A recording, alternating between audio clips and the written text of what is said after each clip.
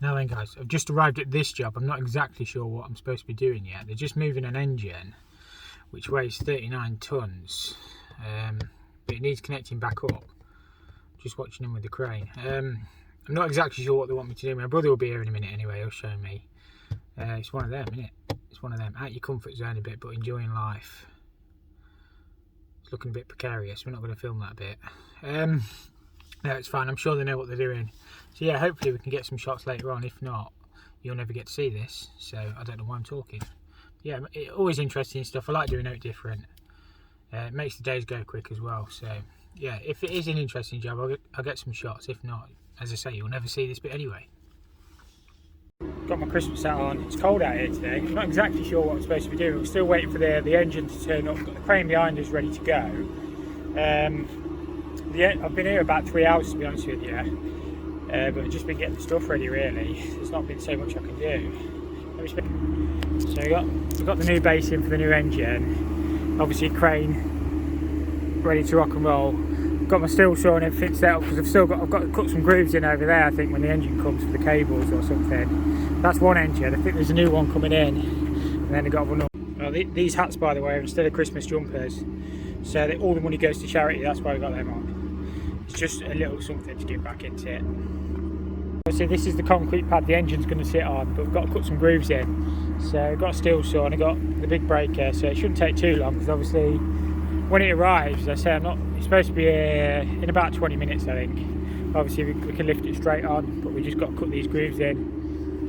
And that's pretty much that bit done then. It's like the engine is here. I think it weighs 41 tonnes that, so it's not light. So as I say, it'll probably just back straight down here and then we can crane it straight off, but we've got to get these cables cut in. I'm not exactly sure how many we've got to do or how much. It's not the whole width anyway, but I think the cables come out the bottom of the engine, so we've got to get them cut out. So we're just lifting it up. We've still got a little bit of breaking out to do. Don't know if you'll be able to hear us. That's my brother. Yeah, just got to break that out and then get the thing dropped on then. They're just getting the thing dropped on now. Interesting stuff.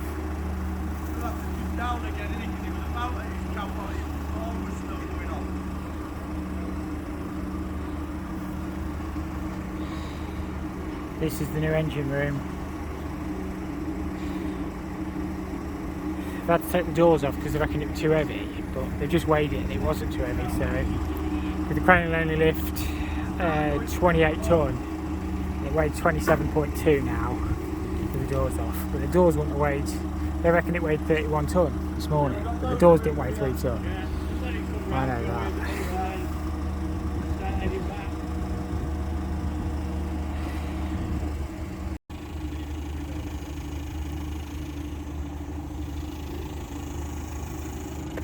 That's basically the cable entry. We didn't quite have enough time to finish chasing it out, but we can finish it from the inside. So underneath, that's where the cables go in. So just getting it lined up at the end. It's going to be 150 in, and all the cables will feed into that then. So it'll touch down in a second. Health and safety, I've got my goggles and earmuffs and everything on. Underpacking this because we had to drop the container, so I've got a lot of it out. It's just the last bit is going to be a bit of a pain, but let's see if I can get you underneath. Yeah, it's not, honestly it's not too bad to do, to be honest with you. I can't complain that much. Concrete's a bit hard, but I say got the big Bosch miser on it. So yeah, as I say, all the cables and that, they wouldn't tray all along here and get all the cables and that brought in then, and then we've got some pipes to sort over the other side, but that won't be yet. Yeah, not gone too bad. I'm pleased it's on anyway. I think I was a bit worried about that bit, but all sorted. Just do a quick tour of this. This is a combined heat and power unit. What this does, we need to make this run on biogas first before we can even start.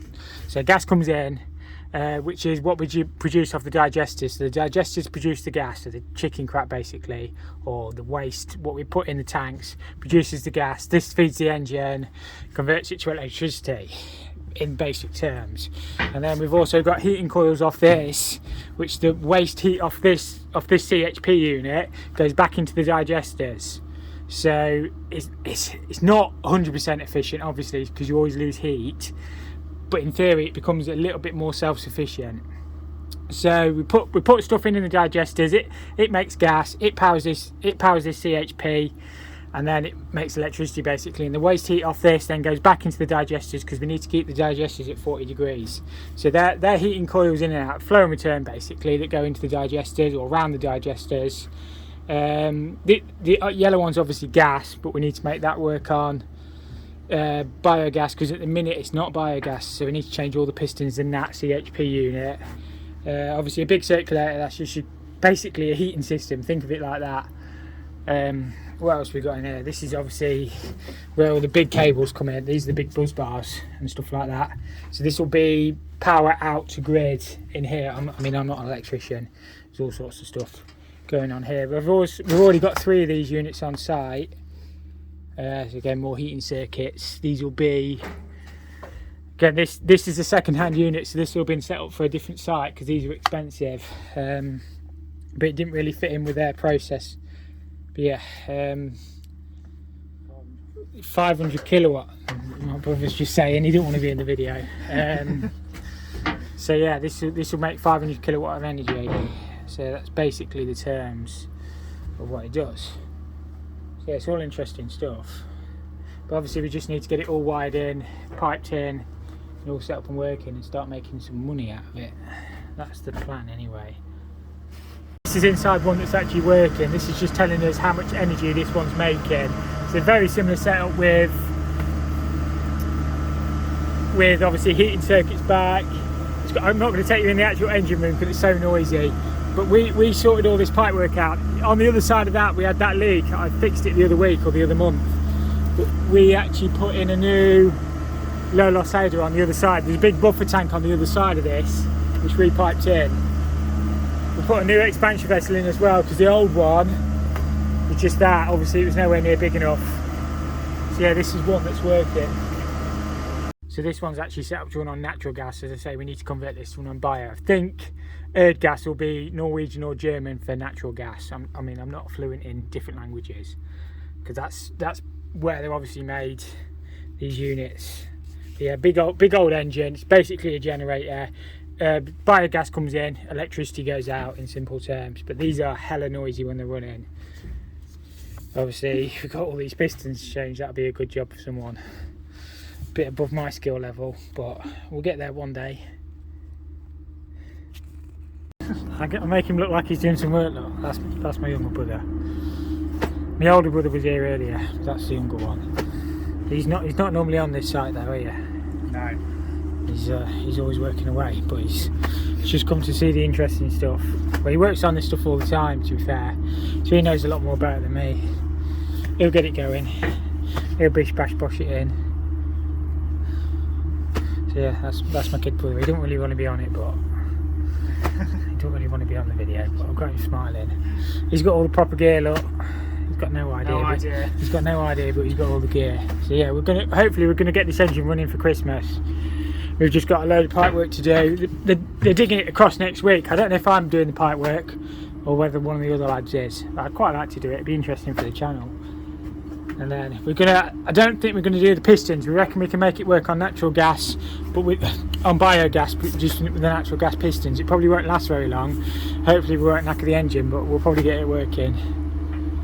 So yeah, we'll get it going. We always do. You got it, haven't you? I'll try and repair this Watchman if it will. I don't think it's ever been set up because the dips are all up. The tank is 85% full, but it was showing 1 bar, so I'll see if it'll repair it. I need to just get the instructions up on my phone. I fitted a new boiler here like 3 weeks ago and they said it's using a lot of oil. They said the Watchman worked before, but I don't think it did. I don't see how it could have done.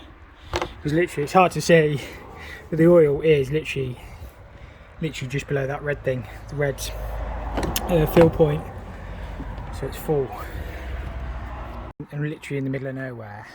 Right, it's loaded. So what I need to do is measure the height of this tank, and the dips on the thing correspond the height of the tank. So if it's a 1400 high, dip 4 needs to be on. Dip 7. I'm looking through my phone, so it might not be right, but basically you need to set that up. So at the minute it's just the last dip on, which would be for a 600 high tank. Well, I can tell you that's a lot higher than 600 mil. Oh, sorry, dip 8's on.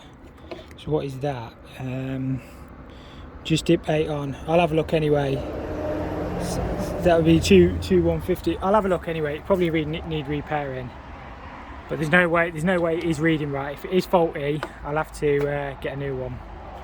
All you do is measure at the side of the tank. This one's actually 1.5, a little bit hard to do one-handed, but you get what I mean. So it's measure up the side of the tank, and then you set your dips to whatever the manufacturer says. So 1.5 would be, you all know my passcode for my phone now. I'll hide that bit. 1.5 would be, what is that? Dip 4 and dip 7. And then the first 2 are just for the beeper, I think, but I'll double check the instructions on that. Repaired the 2. All you do is hold that, you plug the other bit in inside, turn it on obviously, hold that bit against the corresponding one on the plug, and wait until all 10 bars beep, all 10 bars lift up, and then it beeps, and then it should be good to screw it back in. Sometimes these do go faulty, sometimes the batteries go flat in them, but I don't think this one's ever been set. Of course, it's always my fault. So it can take up to 4 hours to get an accurate reading, so they'll have to let me know how it goes. But yeah, that's the best I can do with that, other than replacing it. Put the lid back on. Just got called back to this job. This is the one where I topped the expansion vessel up about 6 weeks ago. They've got no heating again. Basically, the pressure's dropped. Pressure's on 0. The fill loop was capped off. I'm just going to put some pressure back in it. See how much it's actually losing. The trouble is, it's all underfloor heating. You've got manifold A and manifold B, so I've no idea how much water. Lost a fair bit of water, that. So obviously, as soon as the pressure goes back up, the heating seems to work again. Everything's cooling. Don't know. It's a fair bit of water being lost. I checked the boiler last time. It was all fine. The PRV and everything, still topping up. So I had this off, and it was absolutely bone dry. It was literally bone dry, which it still is now. But whether it is, I